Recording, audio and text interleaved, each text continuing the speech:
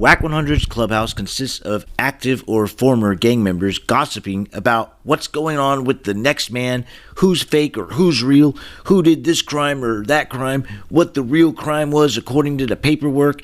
The entire show is what I call a, quote, Rico Recipe. And who's the one who runs the Rico Recipe podcast? None other than Wack100, who, whether monetarily or some other form of incentive, has all kinds of people running channels specifically dedicated to posting clubhouse content. How easy is it to validate someone as a gang member when it's damn near standard protocol for the people on there to claim what set they're from? How many times has Wack himself or other members asked someone where they're from? Clubhouse is a dream for law enforcement. Everything is openly said, and if someone isn't openly saying something, they are scrutinized.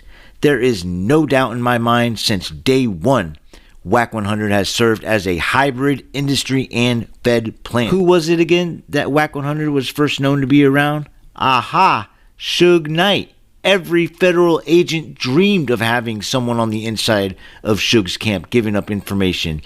At first, it was Kevin Hackey, and then, trust and believe, it was Wack100.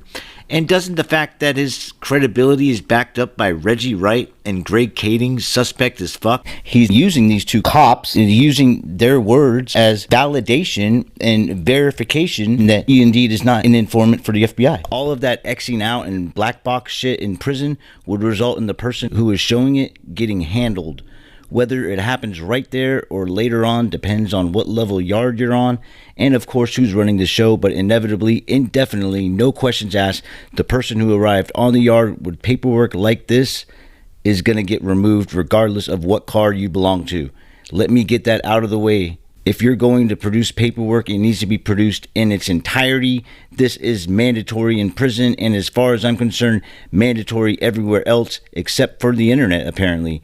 Now, if it's redacted, then it's redacted. But that isn't redacted. That's just a fucking cross through the paragraph. And this is where the streets and the internet differ in a major way. And I don't want anyone who doesn't know any better to get in a wreck by imitating it. All right, so it reads, purchase larger quantities of crack cocaine from redacted in to gain stature within MSNC. It would be followed by scrutiny on customers and distribution, neither of which CS2 would be sufficient. Explain while working as a directed government informant as a low-level purchaser of crack cocaine, that CS2 will be able to furnish information which would identify fully all members of ongoing criminal conspiracies, such as suppliers and low-level purchasers, which would define the roles of known conspirators sufficiently for prosecution.